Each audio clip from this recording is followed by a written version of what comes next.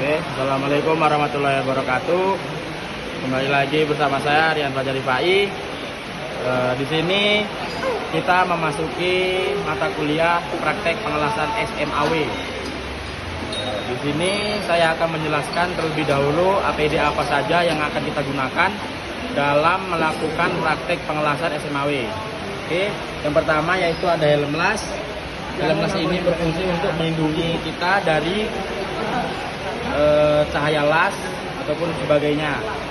Yang kedua itu ada palu las atau ya bisa dibilang martil lah. Ini digunakan untuk menghilangkan kerak-kerak atau tai-tai las. Dan ketiga itu ada sikat las. Ini juga berguna untuk menghilangkan kerak-kerak yang tidak bisa kita pukul pertama tadi. Atau tai ringannya lah ibaratnya. Nah, yang kedua, yang keempat ini ada tang buaya. Ini berguna agar kita tidak langsung memegang benda kerjanya. Jadi seperti ini. Nah, saat kita sudah mengalami seperti ini. Yang kelima itu ada apron.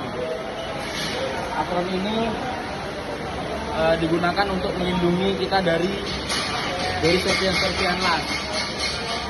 Yang ketiga, yang keenam ada sarung tangan las.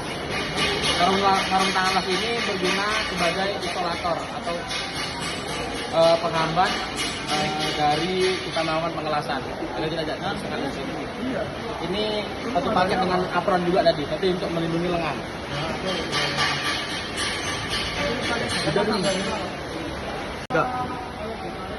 Selanjutnya yaitu ada meja las.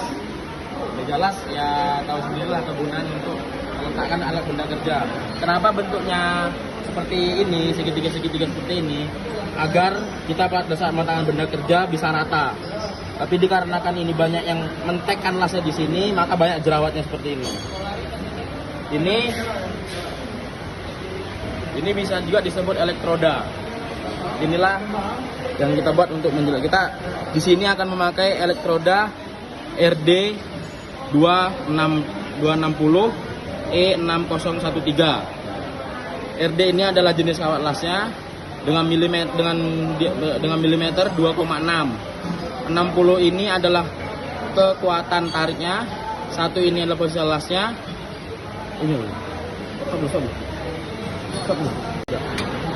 Dan 3 ini adalah polaritasnya. Oke, selanjutnya kita akan masuk ke bagian-bagian dari mesin las. Mesin las ini ada beberapa bagian, yaitu ini mesin lasnya. Di sini ada holder las dan di sini ada untuk masanya. Di mesin las ini kita bisa menggunakan DCAP dan DCAM. Saat kita ingin memasang holder las dan kabel masa, mesin harus mati. Tidak boleh saat isi dalam keadaan ini. Oke. Sekarang kita akan memasang kabel masa terlebih dahulu. Kabel holder lasnya terlebih dahulu. Di sini kita akan memakai arus yang positif atau DCAP. Disinilah kita akan memasangnya.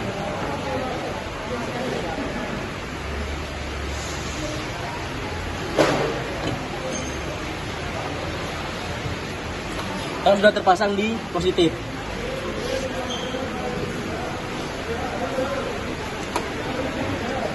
kita nyalakan dahulu. Kita akan memasang kabel masa. Kabel masa akan kita pasang di negatif. Oke, sudah kuat. Untuk kabel masa, biasanya kabel masa ini terpasang di benda kerja. Tapi dikarenakan benda kerja kita sangat kecil, jadi ini bisa dipasang di meja lasnya. Seperti ini. Sebelum kita menghidupkan mesin las, ada baiknya kita memakai APD yang tadi terlebih dahulu. Pertama kita akan memakai apron las.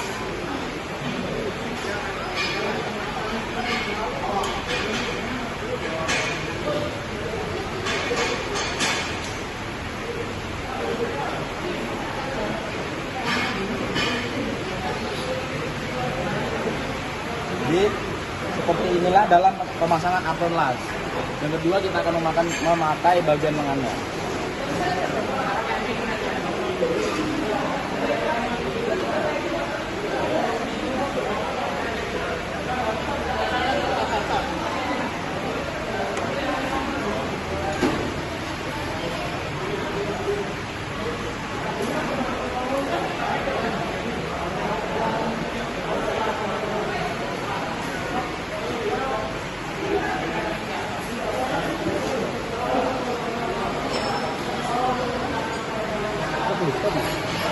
Setelah kita memakai apron las dan di bagian badan dan di yang kita akan memakai sebelum memakai sarung tangan las, kita akan menghidupkan mesin las terlebih dahulu.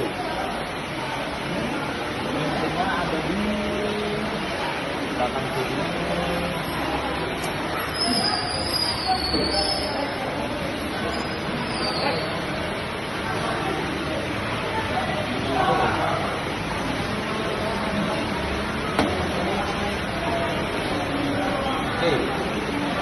Sekarang kita akan mengatur ampere. Untuk elektroda RD26 ini kita akan memakai ampere dari 60 sampai 90 ampere. Oke, kita atur ampere di sekitar 65. Dan kita akan memakai voltasenya yaitu 2.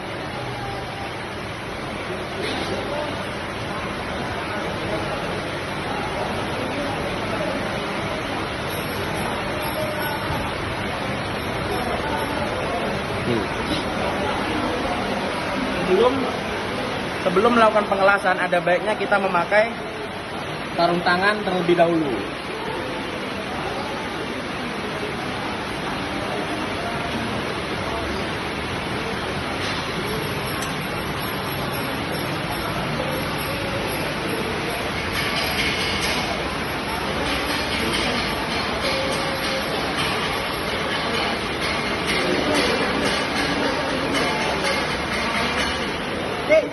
Anda juga percaya?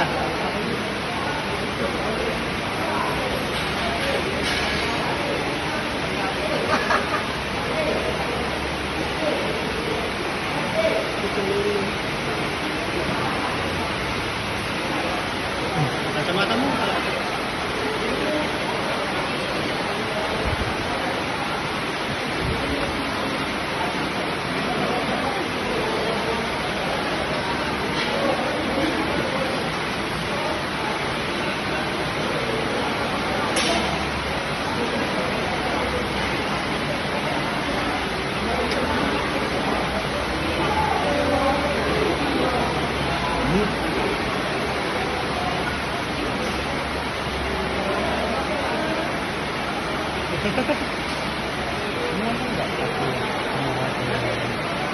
Kayaknya enggak ada. Iya. Aman ya.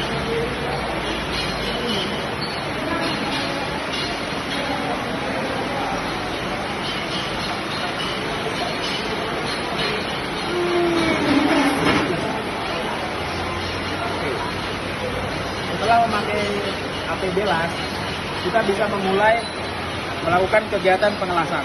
Yang pertama, kita pasang elektroda di holder las. Begitu, sebelum las kita bisa memposisikan badan kita membuka kaki selebar bahu. Ini.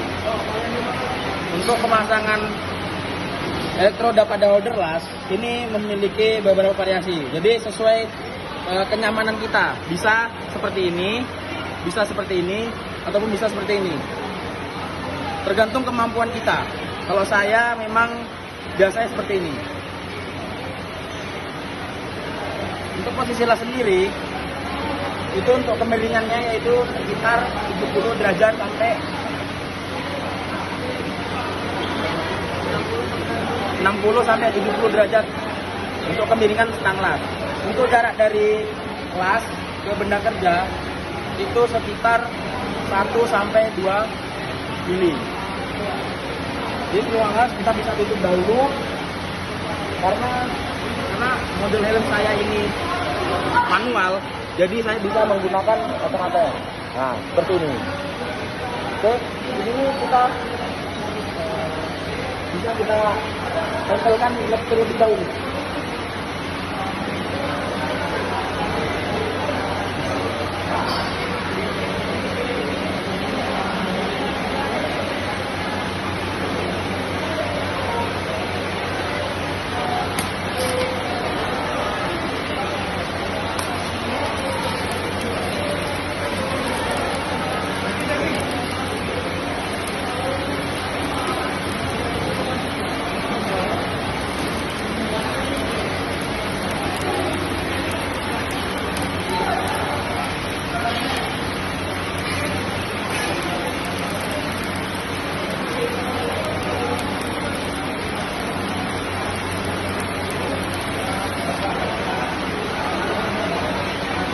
Jadi seperti itu dalam melakukan pengelasan. Saat pengelasan tidak digunakan, bisa kita taruh di sini terlebih dahulu.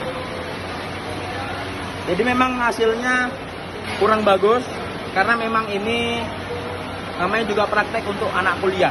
Jadi memang kurang bagus hasilnya.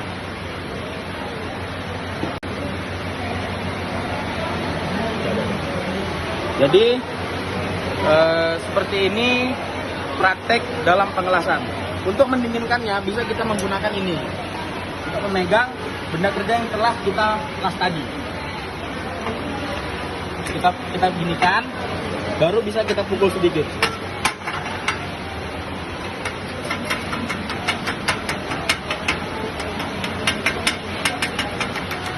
Setelah itu bisa kita gosok.